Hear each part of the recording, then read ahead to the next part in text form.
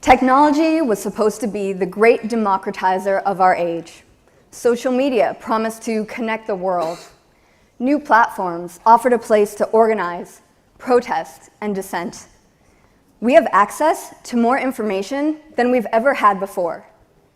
Individuals living in a free, democratic world, but especially those in the grip of repression, had reason to hope.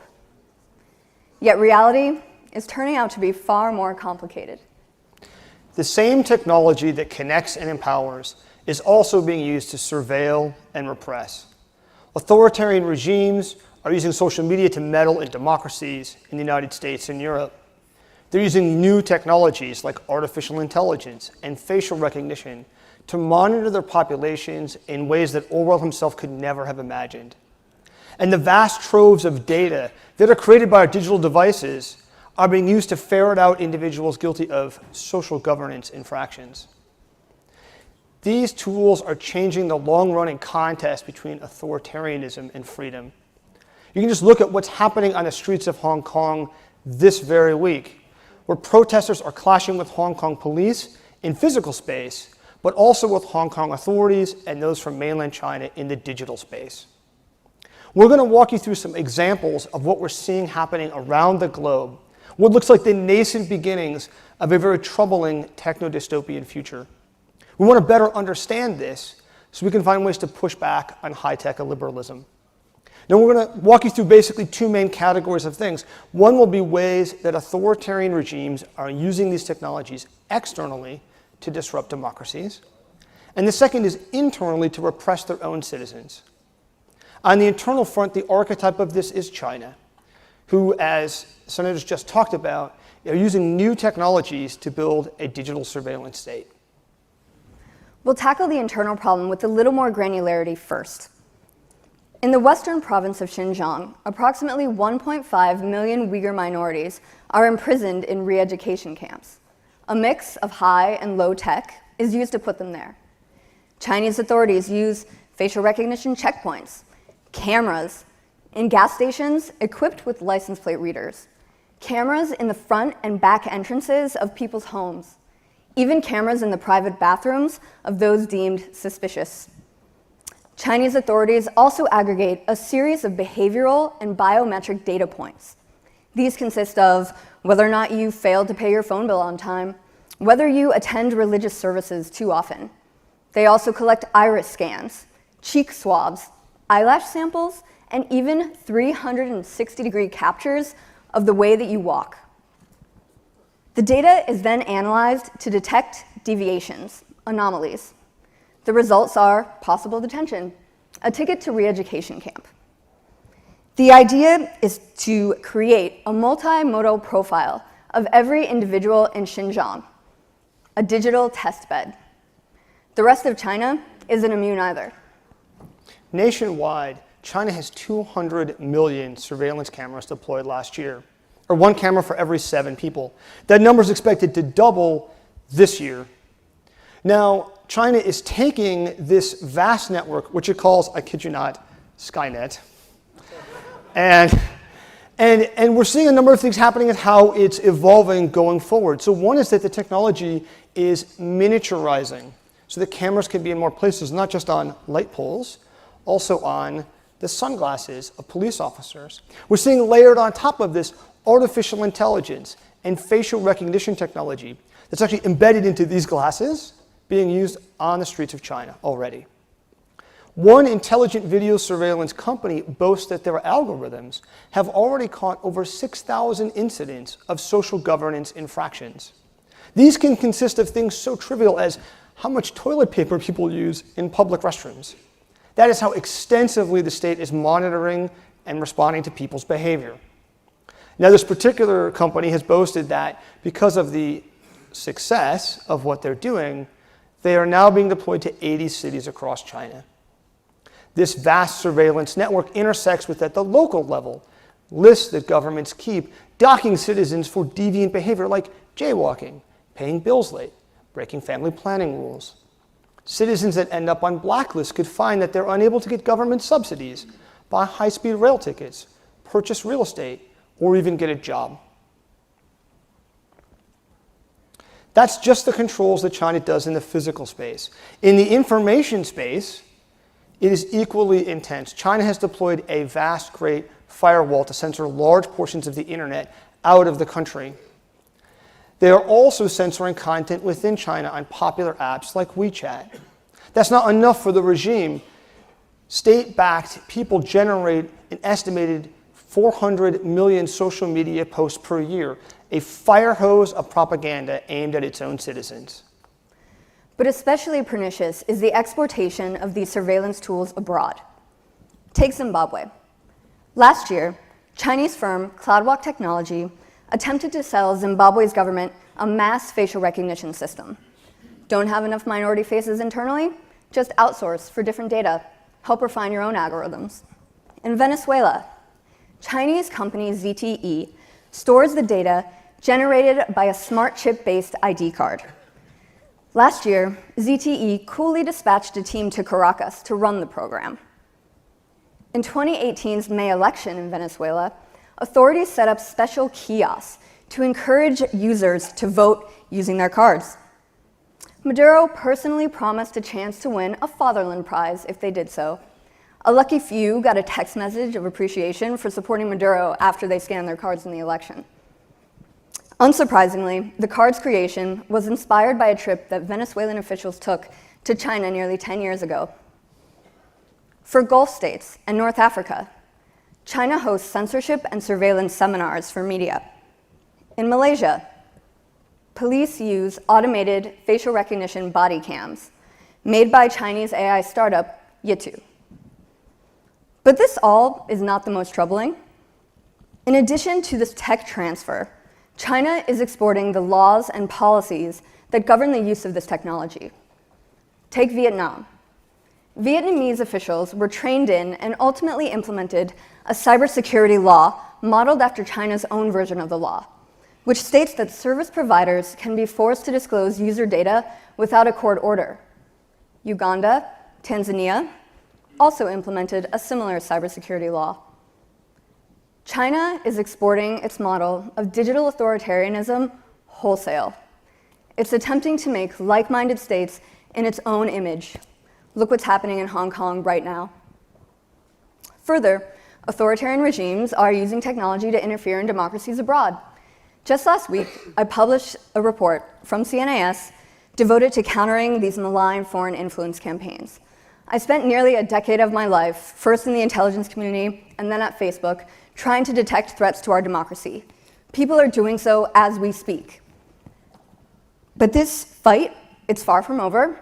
When technology is used to disrupt democracies, this opens up an entirely different dynamic in the contest between authoritarians and open societies. Now, it's not news that Russia meddles in elections in the US here in Europe, but Russian disinformation efforts are vast. During the invasion of Crimea, roughly half of Russian political content on Twitter was bot-generated. Now, I'm not saying that it was Russian intelligence services behind these, but someone was using these bots to push pro-Russian propaganda on Twitter. In the wake of the UK Salisbury poisonings, we similarly saw over 2,000 bot accounts on Twitter push pro-Russian conspiracy theories that reached over 7.5 million people in the UK. And just last week, YouTube took down over a dozen state-backed channels that were not properly labeled with a disclaimer saying that you were watching, in fact, information that was being pushed by the Russian state. And he said they came down, but not before they had billions of views. So we continue to struggle against this problem and have effective tools to counter against it. Meanwhile, other countries are getting in on the game. Iranian troll farms have been pushing pro-Iranian propaganda and disinformation on Facebook, Twitter, Instagram, and YouTube. Earlier this year, Facebook took down 800 fake accounts, pages, and groups pushed by pro-Iranian groups. Twitter last month took down over 2,000 accounts, and just a few weeks ago, Facebook took down another fake 100 accounts and groups. In Saudi Arabia, after Jamal Khashoggi's murder, automated bots were used to artificially inflate messaging that had pro-regime hashtags. Hashtags like, "We all trust Mohammed bin Salman," and "unfollow enemies of the nation." These were used to artificially elevate these hashtags, making them trending on Twitter and pushing down information about the murder. So even as we see countries adapt these technologies around the globe to various illiberal ends, we also want to be mindful of what might be coming next. 2 years ago here at CNAS, I launched a new initiative on artificial intelligence to better understand how the AI revolution is changing what technology is enabling in this space. But more difficult challenges lie ahead. Whether authoritarians turn inward to exercise control within their own borders or outward to frustrate democracies, like Paul just laid out, a new set of technological tools stands to exacerbate the use of this technology for repression and manipulation. Many of these tools are what we call AI-driven or involve applications of artificial intelligence. 4 of them are representative of the challenges ahead. We'll start with facial recognition. We've already talked a little bit about it, but multiple countries are developing AI-optimized chips to make it possible to conduct facial recognition on smaller and smaller devices. It will soon be everywhere, not just in the pockets of those of you who have the fancy iPhone. Second, synthetic media and deepfakes. These are AI-enabled digital forgeries.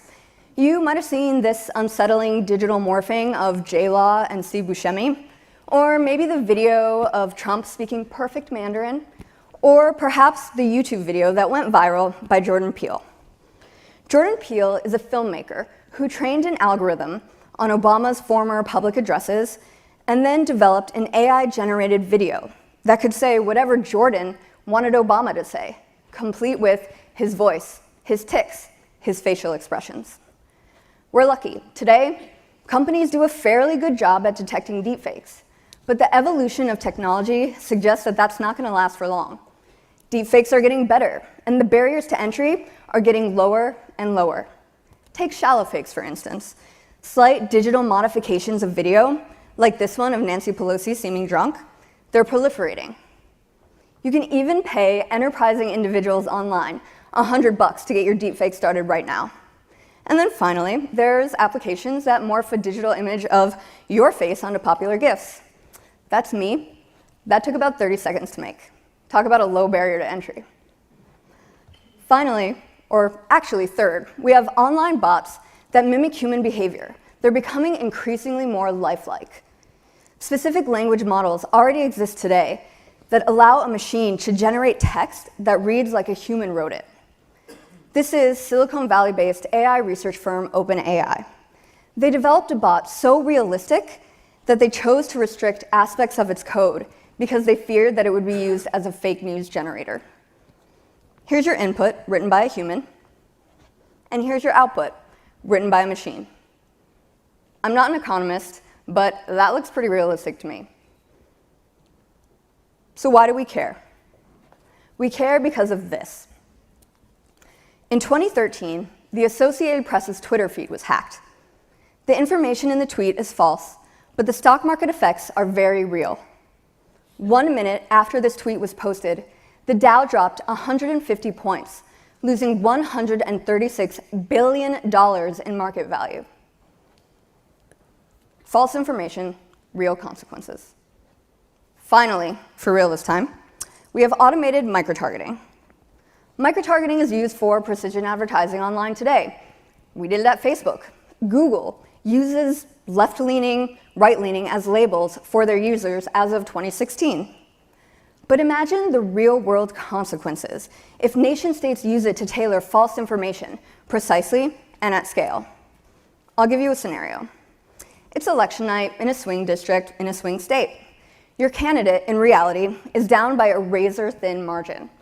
But the disinformation and false information, even misinformation, pumped into your Facebook and Twitter feeds tell you that the candidate that you support is down, they're gonna lose by a landslide, there's no point in voting, don't even leave your house. So you don't vote, you stay home, and your candidate loses. If this happens at scale, electoral processes can be monumentally changed. These technologies are the digital superhighways of the future. And whoever builds the roads gets to determine the rules of the road. The United States has had an outsized influence on the digital world today because the internet was born here. American values of openness and transparency are embedded into the structure of the internet, but that advantage is waning. In 1960, the US accounted for nearly 70% of global R&D spending. The United States was driving the shape of technological progress around the globe.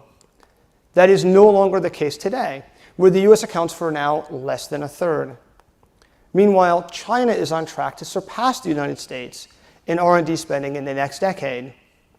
That additional funding is having real effects in key technology areas, like artificial intelligence, where China is already ahead of the US in the number of publications and is poised to surpass the US in the quality of research publications in the next decade. China is similarly a global leader, either equal to or ahead of the US in other areas like genomics, 5G wireless, and quantum communications. The United States does not have any kind of technological, birthright to a technological advantage. If the US is going to stay ahead in this space, the US is going to have to double down on our investments, increase both public and private sector investments in R&D through a mix of federal funding and tax incentives for private companies. But leading in the technology is not enough. The US also has to be a leader in how this technology is used.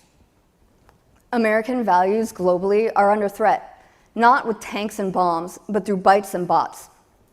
Standards and governance are the weapons of this war. So how do we win this contest? We win by being in the driver's seat of how this technology unfolds. Some is already used in the US, like facial recognition. And technology itself is not inherently bad. Sure, algorithms can be biased and inaccurate, but the legal and policy frameworks that govern this technology are critical. Regular citizens in the United States can both work with and push back against the government. You can file a lawsuit, argue in court, petition your senator, vote. Apple got to say no when the FBI requested information in the San Bernardino case. You can't tell me that Huawei in China can do that right now. Even Tinder in Russia has to turn over its data to the Russian government. The difference is, in the United States, we're having these debates. This is what freedom looks like. This is what democracy looks like. The use of technology governed by sufficient rule of law protections, openness, a free press, an independent judiciary, and engaged citizenry. Technology will increasingly reflect the society. Let it be a free and open one. We stand at a unique opportunity. Choices made in the next few years will have a profound impact on the balance between freedom and authoritarianism for decades to come. That's why here at CNAS, we have launched a new project on countering high-tech illiberalism. This center-wide initiative will bring together multiple research programs to tackle a number of lines of effort as part of this broader project. We're going to bring together tech experts and policymakers to try to understand the best approaches to advancing digital freedom and countering digital repression. We're going to work with allies to come up with strategies for blunting China's authoritarian toolkit. We're going to look to better understand how social media enables the rise of liberal populist movements. We're going to look at how financial technology, or fintech, is evolving in this space. And we'll explore a range of future scenarios to try to understand how all of this could come together going forward. Kara's new report, which is available out in the lobby, is just the first of many that will be coming out from us in this space. If you want to get updates, you can go to our website and sign up and follow along. I hope that you will please stay engaged as we move forward on this very fast-moving area. Thank you very much.